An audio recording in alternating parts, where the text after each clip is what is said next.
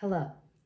So, the conversation I want to have with you all today, and this is a conversation that I both want to have with my daughters, um, and I guess my sons too, and all of my children, um, and then a conversation amongst women as well, because I imagine that this will not be a story that is unique.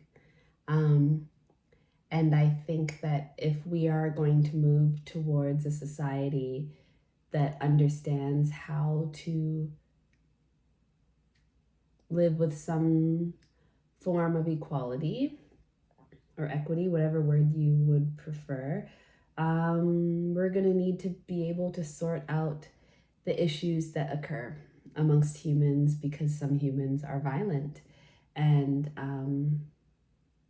many have not learned the tools they need to be accountable for themselves and their reactions to their own experiences and how that might affect others. And it's funny because I was watching this James Baldwin and Nikki Giovanni interview, and he was trying to explain the state of Black men and how, because Nikki Giovanni she was trying to understand how you can go out into the world and be abused by white society in the midst of a state that is heavily adopting white supremacy and ruled by that. How you can go out into society, be abused in that way, and then come home and abuse your wife and your children. How can you hold both in your hands and talk about what you've been through while you replicate that abuse, whether you want to say replicate or create your own form of abuse that might be just as insidious um, towards your family. And James Baldwin was trying to explain that it's not a matter of being rational or trying to understand, it's a matter of what the state of Black men is, and that it actually moves beyond race and what the state of men is in response to society, and that men's identity and their way of being responds to whatever society has decided a man should be in that era, if I'm understanding him correctly. And I think that for Nikki Giovanni, and maybe for women, they might feel differently. That for women, regardless of what society is saying you are, there is an understanding of who you are, and that cannot be determined or depicted by society. But it was seeming like James Baldwin was saying that for men, society's decision about what men are truly does build the man.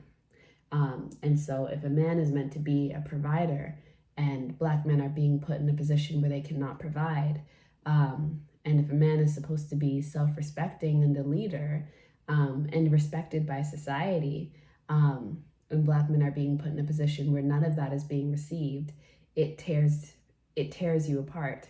And if you cannot be any of the things which you have the full capacity and capability to be, but are not allowed to be because somehow your manhood is not seen as equal or deserving or even as existent in comparison to a white man, that kind of mental and spiritual attack is so abusive and so disruptive that like the anger that is created within and the frustration and the pain that is created within, there is no other way to reflect that and to release that other than within the people that are closest to you, who can process and understand and receive that part of you, which I guess would be your family. I think that's what he was saying. And I completely understood what he was saying. And it was hard to hear because it's honest and not it's not what you want to hear. And I also completely understood Nikki Giovanni's frustration, but I don't think that James Baldwin was lying. And I think it is difficult to understand the differences between men and women and to even acknowledge that there are differences, because when it comes to things like abuse and pain and healing and processing, we want to believe that everybody has the capability to do that work and do it in a way that is productive and within our lifetime. But if there is such a fundamental difference between men and women, that men do truly take a longer time to be able to access that kind of revelation, and be able to hold, like Nikki Giovanni said, both experiences in their hands, and realize that something should not be replicated in the home. It seems like James Baldwin was saying that for the men who don't do that, it is a matter of difference of personality. But for men as a whole, this seems to be their way of being, which is hard to stomach. Super difficult to believe and to accept and understand, because as a woman, what are you meant to do with that information? Especially if you are a woman who loves men, and who loves a man in your life, and would like more out of him, or are trying to raise men. It's a scary thought to have to figure out what to do with. But I wanted to say all of that because today what I want to talk about is rape. And I want to talk about it because I think that it is a topic that remains elusive beyond the most visceral and violent version that we all know and can think about. But there are so many versions of rape, and they happen all the time. And part of women's history and women's political history is getting the world to acknowledge all the various forms of rape that exist, and that have happened, so that we can begin to confront it and understand why it occurs and figure out how to deal with it. And if it's something that can't be stopped, at least figure out the tools that can be wielded, the ways that women can protect themselves, the ways that people that can protect themselves, and what forms of accountability can be taken, what forms of punishment, and addressing the issue. How do we address the various issues of the various forms of rape that happen? Because they are not all the same. And so I want to talk to you about a rape that occurred in my life. I was in a relationship for a few months, and in that relationship, I was sexually active, and I was being raped, but I didn't know. And I did not know, really, until I asked. Until I asked my boyfriend at the time, when I asked him, he was already my ex. I had broken up with him before I had any type of information about what was occurring. And the reason I didn't know is because I didn't think he knew.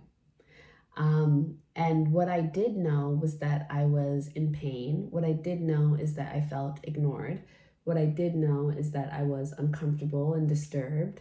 What I did know is that sometimes I felt violated. But mostly I felt like something really weird and strange and wrong was happening during sex. And I wasn't sure how much more clearly I could communicate that something was wrong than I had already done during many of our interactions. And so I was confused, and I felt like there was a communication issue between us, and an understanding issue, and just a difference. And I didn't know what to do with that, because I could not continue to put myself in a position where I felt like something was happening that I didn't want to happen. And I didn't know how to see him, and I didn't know how to care for him, because I felt myself becoming colder and colder, because it felt like something was off. But if I had never asked, and had I never been told, and had things not been made clear, I don't think I would have, I'm not sure if I would have ever been able to tell you I had been raped.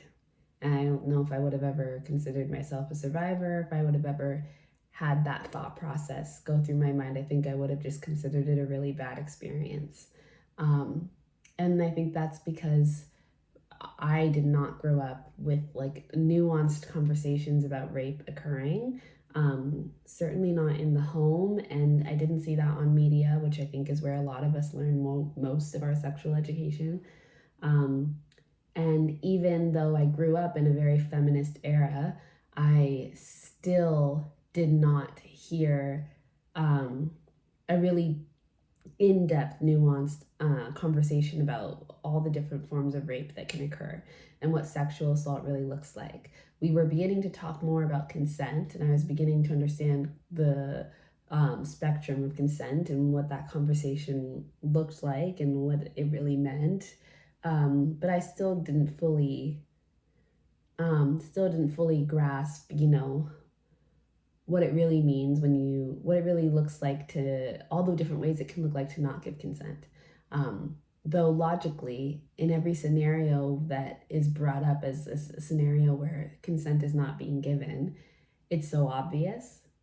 But I think because of the way that rape has been played out as a very visceral, violent, traumatic, noticeably forceful, against your will experience, it was really hard to place my experience anywhere within that conversation. And it often felt like I was diminishing or watering down something very serious, which made it very loaded for me to try and figure out how to heal and how to talk about what I had been through and try to figure out whether it was even okay for me to try and access certain spaces or certain resources. Because I care for other women and I care for other victims, and I didn't want to enter into a space that I didn't belong, and misjudge my experience in a way that could be trivializing, the truth of an experience, which I do think is something that you have to consider when you are considering using a space that is trauma related, trauma based, and saying that you are a part of a certain community. I think you have to think about all those things. It's your responsibility. And so those are things I thought about a lot. But yeah, I had only discovered I had been raped because he was trying to figure out why I broke up with him. And this went on for like a week, and he would want to call and talk. And the reason in my mind, why I was breaking up with him was, like I said, because of something weird was going on sexually. I couldn't understand it. I felt like I wasn't being heard, and I felt like maybe I couldn't communicate and we just weren't compatible. And so there was a problem there, and I couldn't just continue to let that happen because it was a problem, and I could at least recognize that. And I just didn't like him. I didn't like him, and I found him to be annoying, and I was becoming more and more irritated with him, which was making me mean, and I didn't want to be a mean person. So I knew that I would have to cut it off. We just had communication style differences. I never wanted to talk to him, which now that I'm thinking about it is, probably because I didn't like him. But yeah, and I have my own issues. There's a lot of issues that I had during that time. For one, I got into a relationship that I didn't want to be in because I wanted to be in a relationship and I wanted to have sex responsibly. And I wanted to be in some type of enclosed space where I could begin to explore my sexuality. And I just picked a person, even though everything within me told me that I didn't like this person and I didn't want to be with this person. And after the first date, I knew we weren't compatible, and yet I continued to date him. And there was no gun to my head. I made every active decision to get into that relationship and to pursue it and to become sexual and to do all these things, because I had a really strong desire to get to experience life and some sort of entitlement to getting to have certain experiences and begin to relate to my own sexuality in that way that I was willing to ignore myself. And so when it comes to this relationship, I hold a lot of accountability, and it's very hard for me to just talk about it like, he was a horrible person, because I'm fully aware of the ways that I completely ignored myself, and I cannot pretend like that holds no weight. It absolutely matters. And I think that it has to matter in order for me to make sure that when I'm raising my children, I'm not removing that part of the conversation, because it saves your life. It will save your life if you can listen to yourself. It will save your life if you can be accountable for yourself and for your feelings, and acknowledge when you're not feeling something, acknowledge when you don't want to be in a space, and listen to that. It is really important that we, as women, and generally as people, but especially as women, that we remain accountable and that we remain conscious and aware of ourselves and our actions and our sense of responsibility over our life and our own protection. We need to be the ones that are in control. Things can't just be happening to us. And so it is always important for me, when I'm thinking about this area of my life and what occurred, that I am responsible and that I am in control. Because one, it helps me make sense of what happened so that I can understand what happened and so that it won't happen again. Because I think the statistics are that, like, people who are raped are more likely to be raped again than people who aren't, or than people who haven't been. And I wonder if part of that is because of the lack of understanding of where you were within that situation and what was happening within your own mind, what decisions you were making, that and what you weren't listening to. And it has nothing to do with placing blame, and it has nothing to do with whether you deserved something happening to you or anything like that. But I actually think it is more empowering and extremely important to be able to see where you were, to know that you were there, number one, that you're not just some object floating through the air, having things happen to you, because what a terrifying idea. To know that you were there, and to know that this doesn't have to happen again. You're not just a victim of circumstance. You don't have to be. And this form of rape, there are the forms of rape where there is nothing there is nothing, there is nothing you could have done. If somebody chose to use their own free will and their own power to enact violence against you. But there are forms of rape where there are lines and there are places that are crossed, and that doesn't legitimize anybody's right to do anything. It doesn't mean that you gave consent. It doesn't mean any of that, but it differentiates, and these are the important differences that we need to begin to talk about, so that we can protect each other from going through these types of experiences by explaining that they happen and that they don't have to happen. It's scary and it's hard, because you don't want to say the wrong thing, and you want to be careful to not ever put it in a position where it's something that you earned or something that you did to yourself. But there's nothing wrong with accountability, even within a situation as horrifying as rape. And I actually think it brings your humanity back. It brings your sense of self back, and it helps you become empowered again by remembering that you do have choices and that you are aware. So I say all that because I wanted to explain that part of the relationship, that I knew I didn't want to be in this relationship, and I got in it anyways, and I actively got in it. I really pushed for things to happen. I didn't just flow with it. I was an active participant in this relationship, and not every time, but in becoming sexually active, I was an active participant. I think I might have led the charge. There were a lot of things that I rushed into and that I sought out, because I really wanted to have certain experiences. I was 19, or was I 20? I don't know. I think I was 20.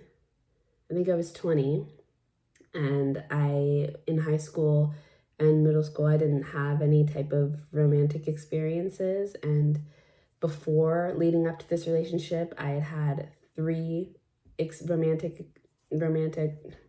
sexual experiences, and then one like crush, which I've talked about, um, that were all a series of bad decisions that I was making because I was rushing, because I wanted to have experiences in life. And I was kind of just desperate to feel something and get that part of my life going and experience life and feel life. And so I was making a lot of bad decisions leading up to this relationship and rushing into a lot of experiences that I ultimately know I wouldn't have wanted to rush into, and ignoring myself, ignoring my gut all the time. And this was from like 18 up until then when I was 20. And this relationship was a pure reflection of the bad decisions that I had already been making. It was, it was the next step. Um, and when I haven't really thought about whether I think that it was inevitable. I don't think it was inevitable. I think I absolutely could have made a different decision, but seeing the way that I was, and I was so stubborn and so difficult. It was so difficult to penetrate my mind and get myself to listen to myself when I think back about what I was like back then. I don't know if it's hormones, I don't know what it was. I don't know if it's because when I was younger I didn't have relationship experiences. I don't know if it was just because I was stubborn and that's just what I was like at that point. Um, but yeah, so many things led to this situation happening. If you zoom out and looked at my life for a few years, you could probably predict that I would end up in some type of bad situation like this because I was already on the path of ignoring myself. Um, and that's important to know, because context matters and there are clues that show you, what kind of path you're heading down. And if we want to create a world where we are safe, and where we don't have to go through certain experiences, we need to be able to follow the clues. And we need to acknowledge that they're there and acknowledge when we're making bad decisions, when we're making mistakes. And we need to be able to stop ourselves. And part of that means being able to talk about what might happen if we don't. Um, Being able to have the language to say, you're making these decisions, you're rushing into these experiences. Next, you want a relationship. You're already not listening to yourself. You're already just picking guys and not really actually making sure you like them. And actually, you're actively choosing to be with people that you don't like anyways and ignoring yourself when you have those feelings. Where do you think this is going to lead? We need to create a world where it's safe to ask those questions, and where a woman can respond and know where it's going to lead and understand that, where she can answer that line of questioning and be able to be honest with herself. I want that for my past self, and I want that for my daughters. I want their friends to be able to ask them that line of questioning and be able to get somewhere. I wish that for my past self, but that's why I'm doing this now. And I feel it's hard to talk about this because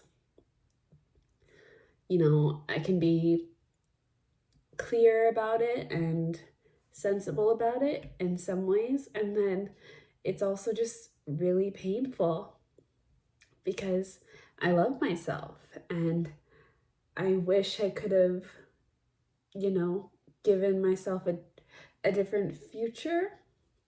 And I have to accept the things that I didn't know and accept that I also didn't really understand how powerful my own desires are and how they and the different parts of myself are, and that the logical part of myself was not always the most powerful part of myself throughout my life. And all of that comes with compassion and self-acceptance. And it takes a lot of time, but it's hard because, if I could go back, I would like to give myself a different future. I don't think this is something that needed to happen or that had to happen.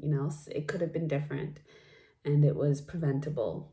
And that is the sad but true reality that I think when it comes to conversations about rape are important to have, because not all forms of rape are out of the blue. Some things are predictable, and if we can predict it and we can stop it, I think that's for the best, at least on my end. I'm not in his mind. I don't know all the things that were leading up to that relationship in his life that would allow him to, take the actions he took. I just know what was happening in my life, and I know that different decisions could have been made if I was speaking more honestly with more women in my life, if I had resources like this, if I was introduced to them, if we lived in a different world. And so I'm trying to create that world because I do want kids and I do want daughters and I want them to have access to this. So yeah. So anyways, how I found out. So yeah, I didn't know, and I didn't really know what was going on. That was a defining quality of that relationship, and especially our sexual experiences. I was constantly confused, and I constantly felt really bad for him, because he had some type of erectile dysfunction, which I didn't realize how common that was, because another guy that I had my very first ever sexual experience with also had erectile dysfunction.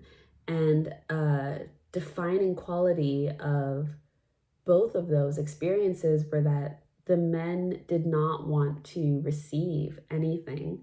It was all about giving, but they had no sexual skills. And so the way that they gave was very painful and violent, but they couldn't take direction, and were very defensive about their sexuality, probably because of their dysfunction and insecurities around that. And so trying to say that something hurt and trying to offer a different way and a different reality and create any type of balance within our sexual experiences was very difficult. And as a woman, the way that sex had been spoken to me, or that I'd heard conversations about sex up until then, were that it was so rare to find men who were willing to give. And so that if you were lucky enough to be in the receiving position, well, wow, you found somebody so generous and so different. And so it was really strange for me to be in that position and yet to be really unhappy and to be in so much pain.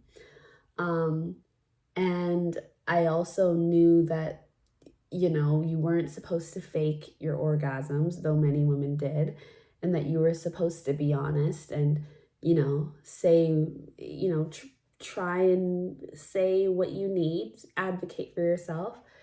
But I didn't realize how difficult that would be when there's such pushback. I didn't consider the pushback and the fact that the defensiveness and the insecurity would really allow someone to continue to do something that was harming you because they didn't want to think about the fact that they weren't good at something that they also already couldn't really do in many other ways. And yeah, so I'd already had an experience of that sexually, but it was just a one-time experience. And then when I got into this relationship and it ended up reflecting that exact experience, but it was a relationship. And so it was ongoing. I didn't know what to do because I thought that perhaps this could be an experience where I learn how to speak up for myself and I learn how to communicate my needs, and that this was something that we could work on and build upon. I did not realize that this was a problem that this person was dealing with that was bigger than me, and a behavioral issue and a block. And I didn't realize how deep it went. I thought it was just a lack of skills and experience, and it was just something we could work on. I didn't realize there were layers to what he was experiencing that would make it so that he would not be able to listen to me. I also didn't know he had erectile dysfunction. He kind of spoke around it the same way the other guy did, which I think probably has to do with the shame. And I think that one way that we could create better worlds and better societies, safer societies for kids and for young people as they're growing up and beginning to have experiences is to be more educated about all the different, ways that what's happening with sexuality for different people.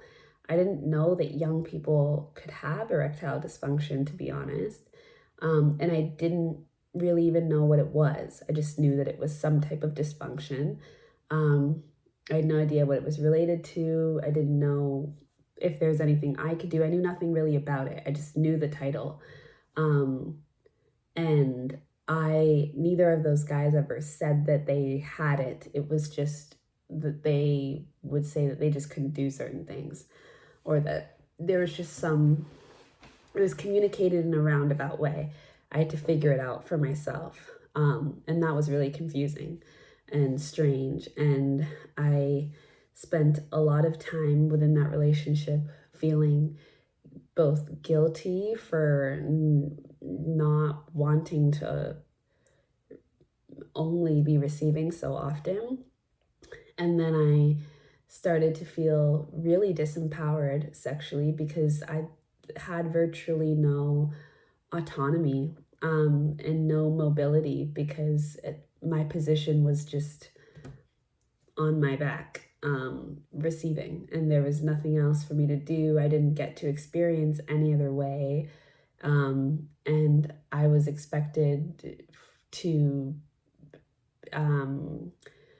be pleased and to be happy with what I was experiencing, even though I wasn't, and I was in pain because it was painful. And I remember one of the first times that we ever had any type of sexual relation. I remember saying to him, because it came up the first time, that, when I say no or when I say stop, just stop. And thinking back now, thinking that I had to say that to him, what a problem. And at this time I was 20 and I think he was 27, which is a big age gap. But back then I didn't really process it that way. But that is a big age gap. And he hadn't really had many relationships. I don't think he had had a relationship before. And the reason why I connected with him was because he was smart and I liked that he was intelligent. That was nice to me and quite a relief because so many people aren't. And so to be able to find somebody who could have a conversation and could think and could speak was a seller. And at that point in my life and at all the experience I had had, after all of the experiences I had had, that was really like, well, you've found something special. And there were times where we really did connect. I wasn't completely just ignoring myself. There was something, but it was not enough. And I knew that.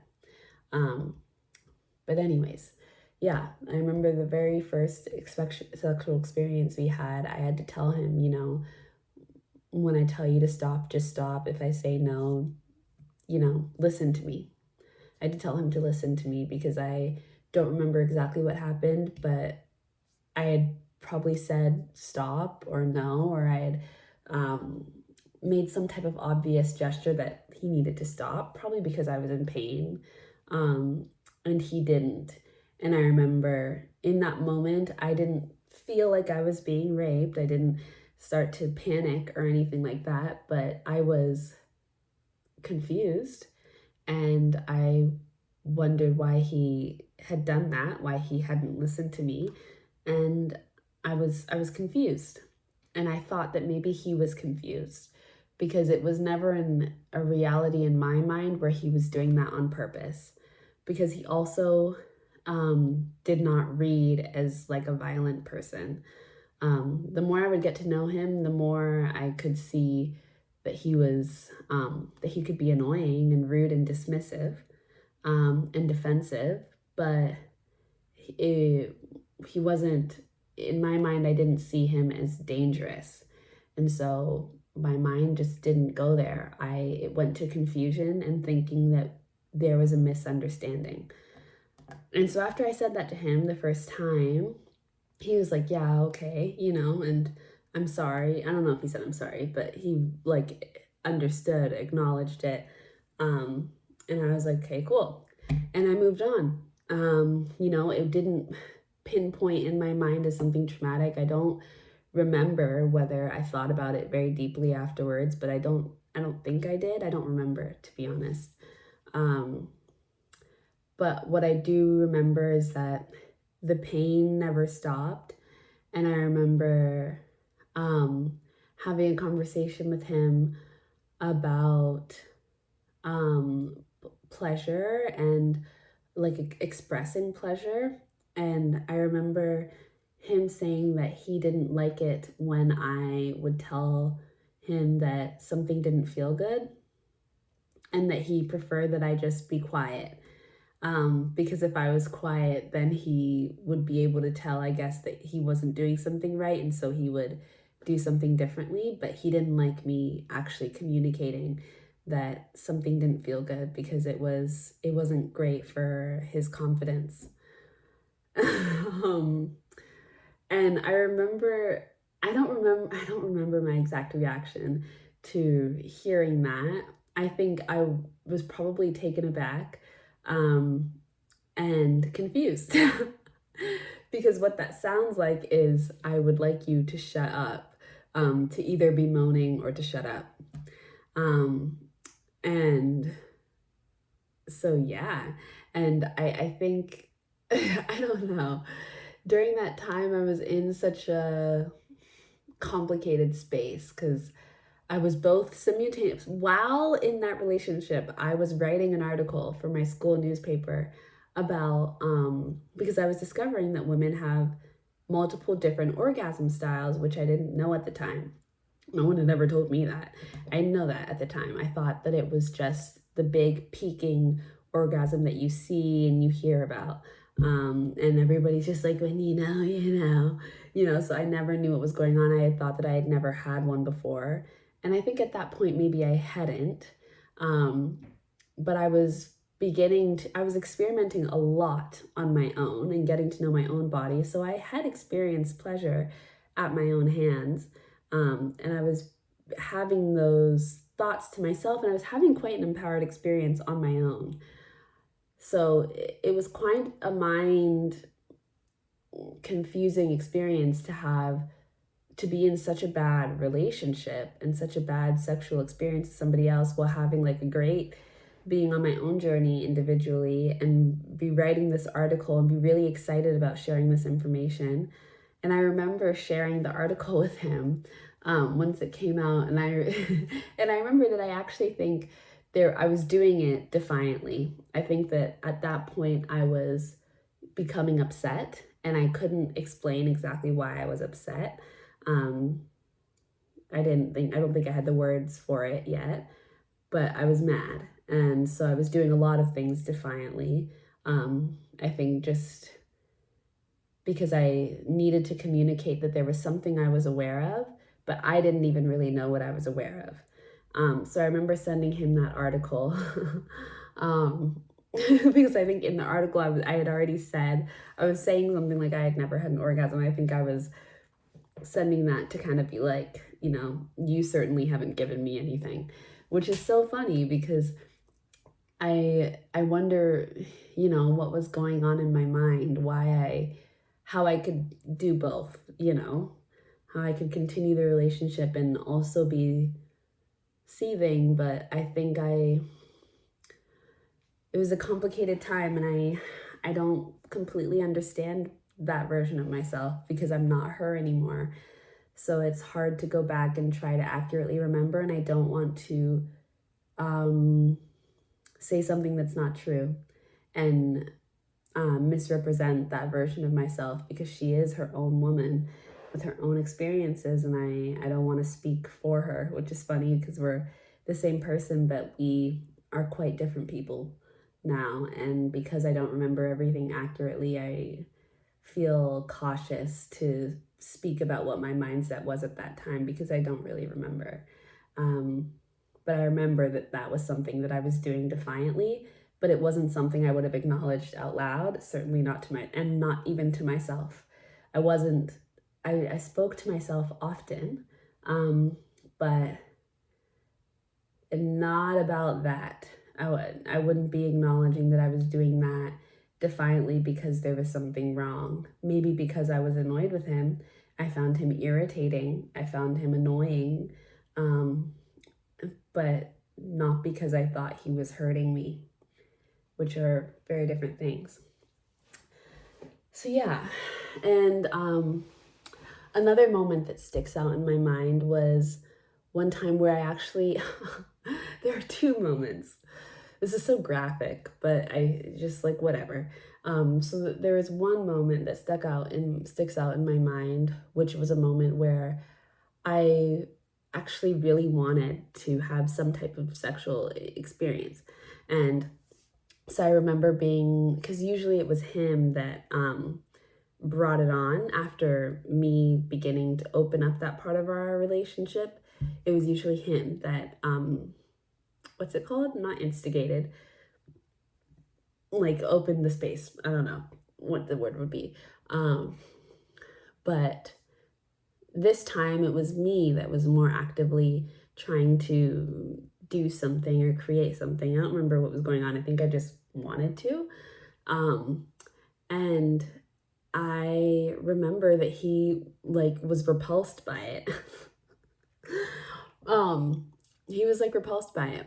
And I think I don't know if he ever said it or if I just interpreted it this way, but it felt like he was repulsed by my active desire to have some type of sexual experience, by the fact that I was excited by it. I think it felt like he preferred me to be, quiet and demure, or like numb, or, resistant. It felt like he desired a more hesitant version of me, sexually, rather than a version of me that was enthusiastic. And so it was like a complete turn off to him in that moment. And I'll never forget it because it's the only time I had ever been so like enthusiastic in trying to start something. And every time there was enthusiasm, I was performing. And I was performing because it felt like there was nothing else to do. And for most of those sexual experiences, I just wanted to get through them because I didn't want to hurt him and I didn't want to hurt his feelings. I didn't want to hurt him because I actually cared about him. And it felt like being honest was hurting him. And when I started to pick up on that, he said that he didn't like when I would speak. So I cared about him, which I forget sometimes because, right now he still exists in my mind as someone who's such a coward. But I forget that I really did care about him and I wanted to take care of him and protect him. And that existed sexually as well. I didn't want to hurt him. I never would want to make him feel insecure or give him any type of complex, because I cared. And because he's a human being and I just, I'm not a mean person, so I wouldn't want to do that to somebody. So yeah, I would often perform because, partially also because it was a good distraction from the pain. Because like painful sex is horrible. And if you're not going to stop it, or if you can't stop it, then like, you do whatever you can to cope. And performing was a good like mental distraction, and gave me something else to think about and help pass the time quicker, because also it felt like if I didn't perform and rush into some type of orgasm, or perceived orgasm, that he was just going to keep going until like something could be proved, and like accomplished and conquered. And so it was important for my, I guess, like physical health and well-being that I perform and get it over with, so that I wouldn't be in a position where I was really in pain and maybe something permanent could happen. Which, the fact that I was aware of all that, because I was aware of all that, and I still didn't understand what was happening to me, and really did not know what was happening in specific terms. I just knew something bad was going on, but the root emotion of that was confusion. It was confusion. It was confusion and pain, physical pain, and dissatisfaction, and feeling like we just were miscommunicating, and that I wasn't communicating clearly, and that we just weren't aligned. And sometimes I felt violated, but it wouldn't have been my first thought. So yeah, there was that experience. And there was an experience where the very first time and the very last time I had ever gotten to experience any type of sensation of like real pleasure, and the only time he had ever used his, I don't know if I can say any of this on YouTube, but it's so stupid because this is the human body and we should be able to, and it's educational. But the very first time and the only time he ever even used his nether regions, and I got to see it and interact with it in any type of way, he was soft, and I was sitting on top of him, and because I guess of the softness, it felt good to like sit and move. And I was really excited about that, because I was like, oh my gosh, pleasure, like it's possible. And it really excited me, and I was really enthusiastic about that.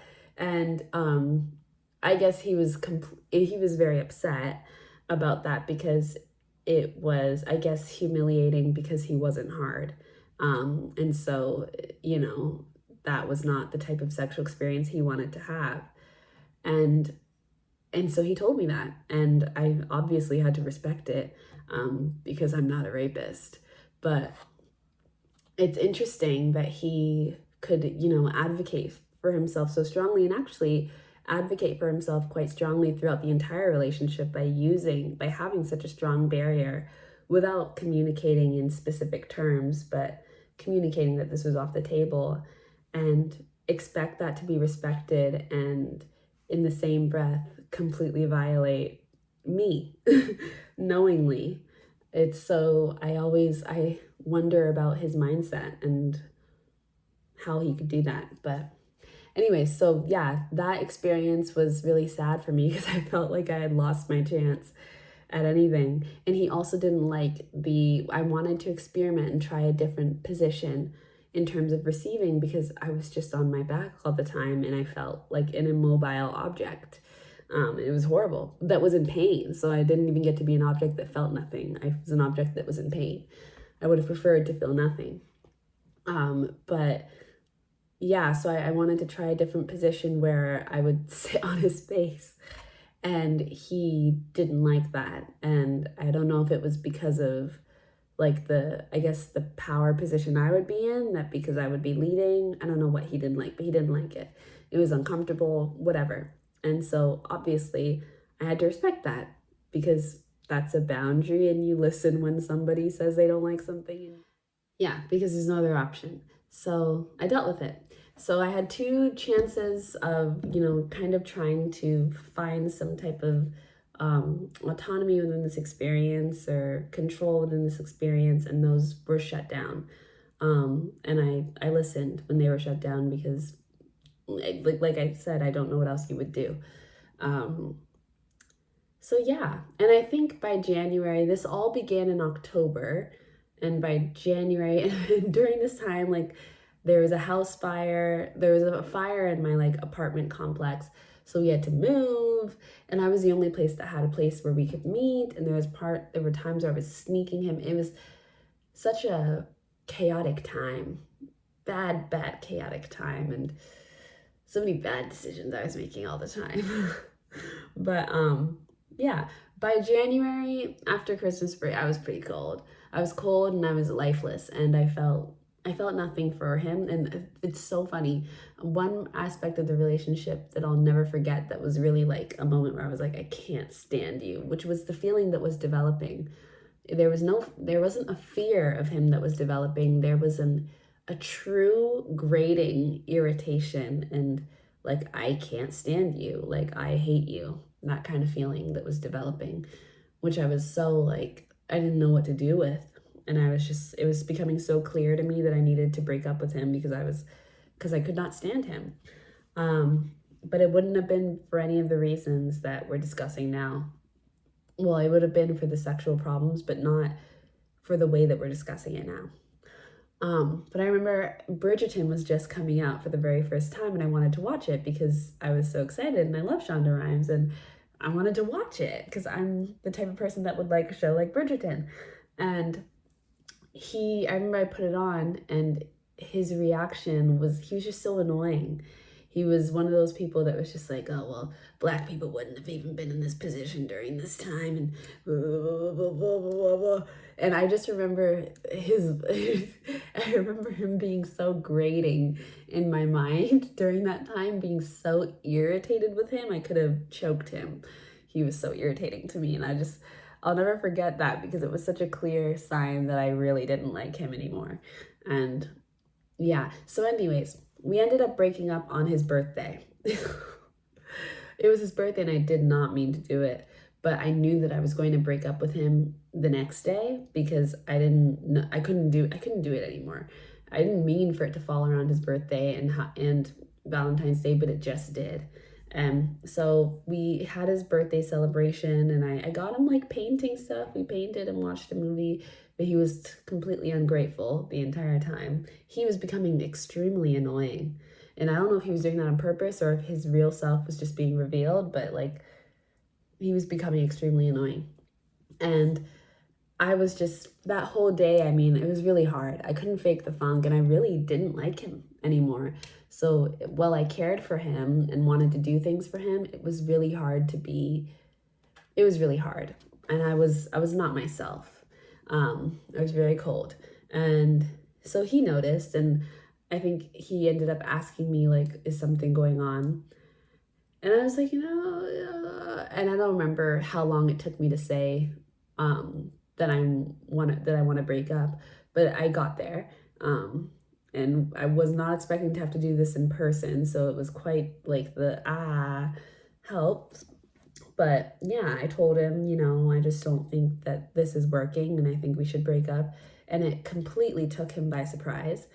And that night I had gotten us wine, or maybe he had brought wine. I don't remember, but I wasn't drinking anything because I didn't want to. So maybe he had gotten it. And he was completely shocked, completely taken by surprise, and kind of had like a whole breakdown. And so it was a lot because he was, begging me not to break up with him, and, trying to understand and trying to get me to explain. And at the time, there wasn't much I could say because I didn't understand what was happening. I just understood that I didn't like him anymore, and that it was too much, and that I didn't want to be around him. And I knew that the problems sexually were an issue, but I wasn't planning on saying that to him because I cared about him and I didn't want to hurt him, and I didn't think that it was personal. I thought that there was something wrong with me when it comes to our communication. I just thought we just didn't understand each other. And so I was like, that's not something that needs, I wasn't thinking that that needed to be communicated at all. And so I was just saying, I don't remember what I said, but I had my reasons and I tried to give those. And yeah, so it went on for a long time of him trying to process and getting drunk and all these things.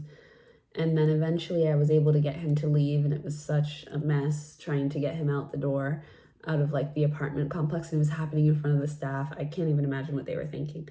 But yeah, so he leaves. And then the following week is like a series of texts and calls, and eventually he asks if we can have a Zoom call. And I remember on one of our calls, he says that like one of the hardest parts is going to be that he can't touch me anymore, because I think that we're getting to the point where he's trying to see if we can still be friends. And so I'm like, I guess we can maybe try to be friends. But the entire time I'm communicating that I really need space right now. I really need time to figure out how I feel. I don't want to talk right now. We can revisit all of this maybe later, but right now I really need space. I'm saying that every time we talk, that I really can't continue to rehash this, and I can't give him whatever closure he's seeking right now. I need space. I need time. This is why I wanted to break up. But he's very insistent on communicating, and getting answers out of me and figuring out what's going to happen and wanting to still keep this going in whatever way.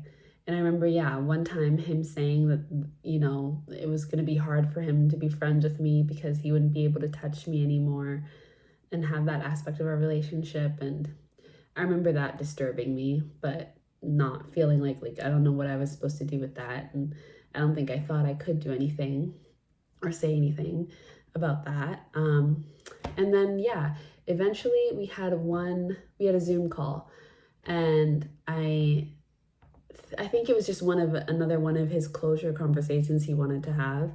And so I got on the call, and he was really pressing for me to explain like what was really going on, because he felt like the reasons I had given were not the real reason. And so I decided to bring up the sexual issues. And I think the way that I bring them up is I'm just like, well, I felt like within our sexual relationship, we just, there were problems and it wasn't good. I don't remember exactly what I said, but I think I end up bringing up the fact that I would try to communicate certain things and he wouldn't listen. And I would say I didn't like certain things and he wouldn't listen. And then he responded and he said, yes, he knew, and that he knows that he wasn't listening to me, but that it was because he was insecure because he was dealing with his erectile dysfunction. And so he didn't want to listen. What did he say? He didn't want to listen because he wanted, I can't remember what he said. It was crazy. It was crazy what he said. It was crazy. It was totally crazy. What did he say? I don't even remember anymore. This is how I know I'm healing, which is like, thank God. Thank God this isn't something that's like scarred me for life and I'll never be able to move on. I'd be so pissed because it's just like not on him. I can't. But what did he say? He said, what's my letter? Okay, yeah. Yeah. So he said that I wrote a letter to him. How long ago was this? In January 14th, 2022, I wrote this letter to him and I sent it to him, basically calling him a rapist. And in this letter, I'm detailing all of my evidence and blah, blah, blah. I think I was doing it because I needed him to know. I didn't want to be in this alone. And I wanted to make sure he understood where he stood in the relationship. It was a part of my healing process, and my processing process. But he said that he was aware of my discomfort and my lack of consent during our sexual experiences.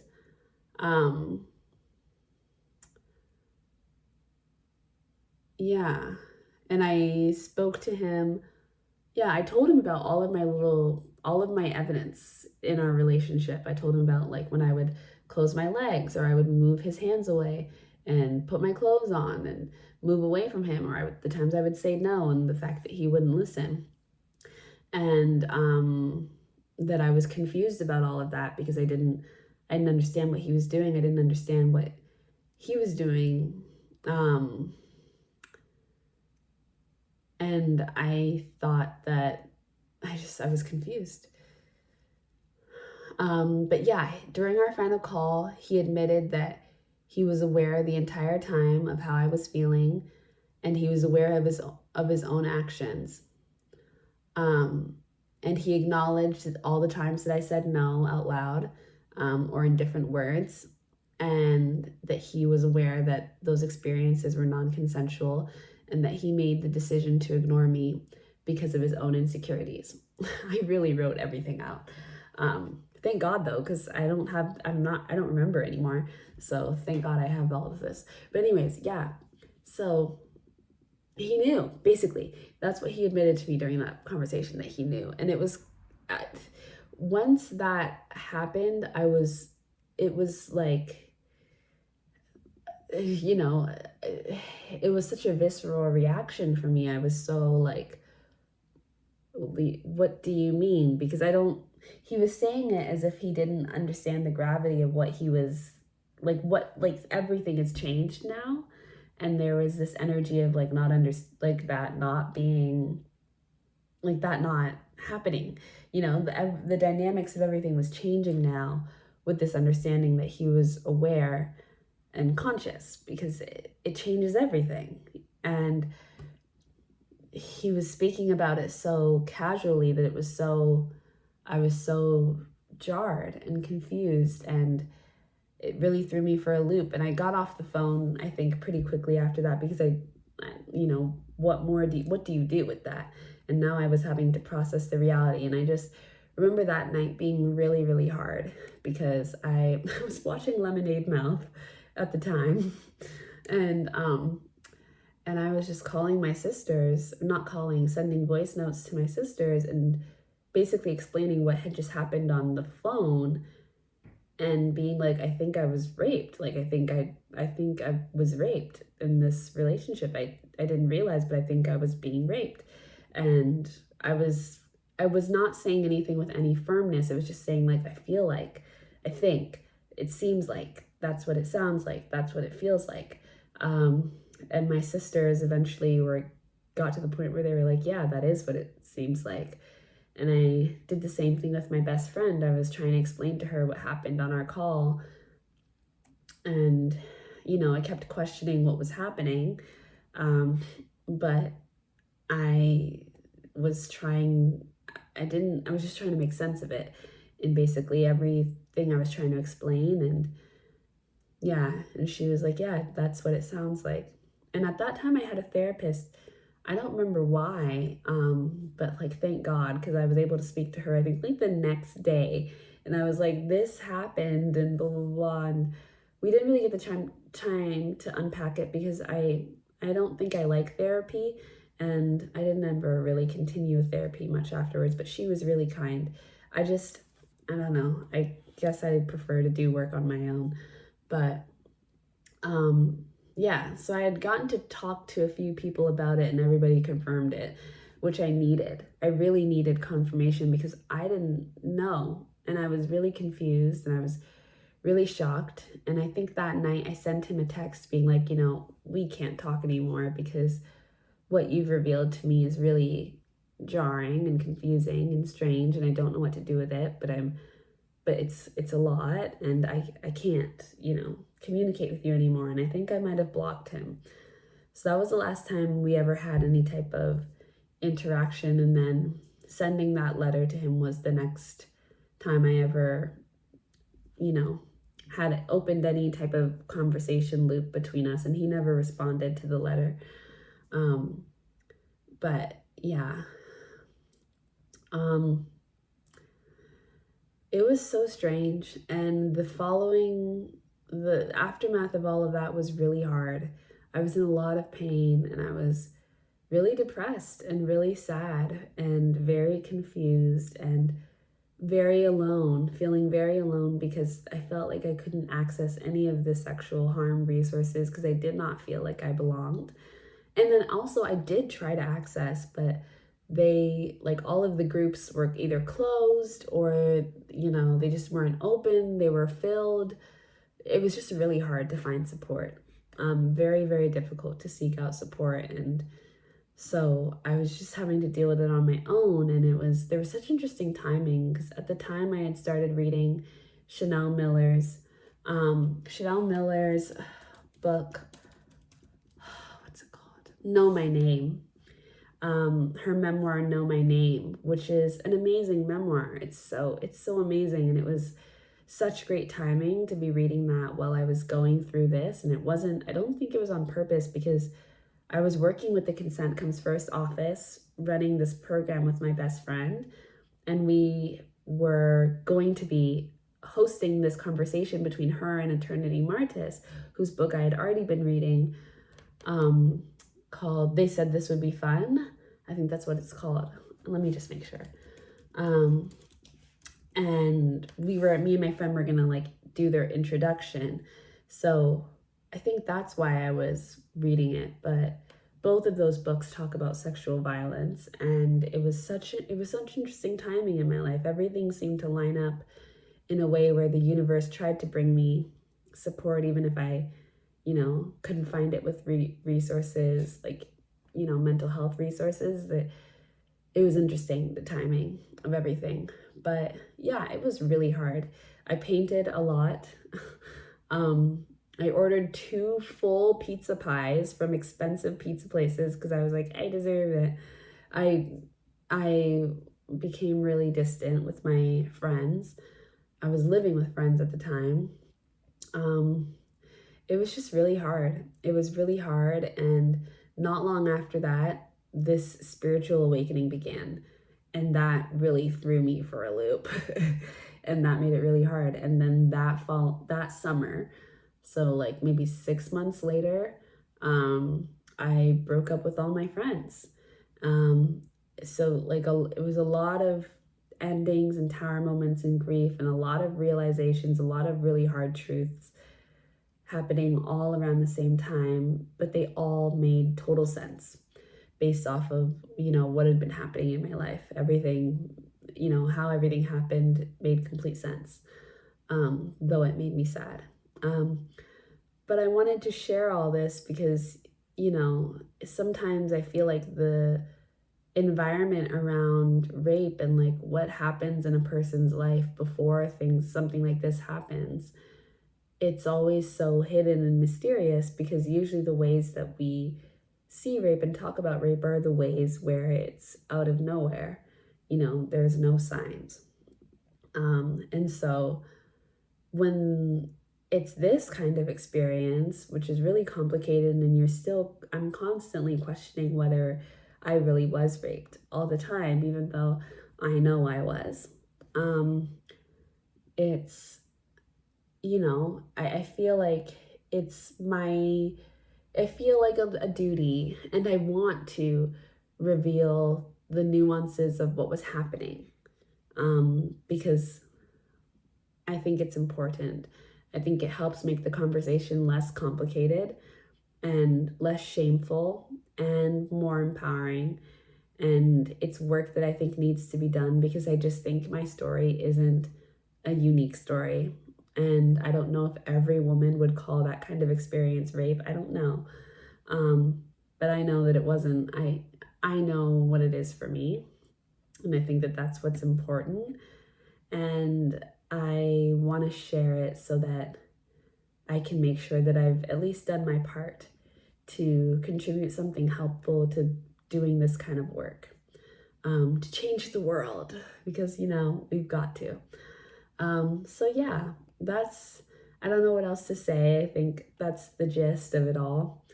And the healing process has been really long, but I'm at a really good point. And to be honest, I don't think about him a lot. And there was a time when I was really scared to go out because I thought I was going to see him. And there were some times where I would have scary dreams and things like that. But for the most part, it's been a slow but natural healing process, and I've moved on, and I've made mistakes since then, and I've had experiences since then. Not many. I'm celibate now, and I haven't been with any man since then. But, it's not the type of experience that has tainted me forever. And it's not something that's like, I'll never be able to love again, like to move on, And I think that's important too, because, with rape, it's one of those things where it's like, once it's happened, it's like, oh my God, you're forever, you've been raped. And like, that's like your red stamp. And I felt like that in the beginning. I was like, I hate that this is a part of my story. That's something I would say all the time to myself. And I think to people I was talking to, that I just hated that this was like, now this is in my storyline. Like I didn't want it, but it doesn't really matter. And that's so crazy. Like when I think about the things that have impacted me the most, I really don't think about this moment. And not because it wasn't impactful, but because I've really been able to heal, and I've been able to move beyond it and not build my life around it. And that's because I have family who really loves me and is taking care of me, and because of so many different privileges, and because of the version of rape that it was. There are many reasons why I've been able to move on. But I have, and I think that's important to note. And many other women who have experienced many different kinds of rape are able to move on. And I think that's important.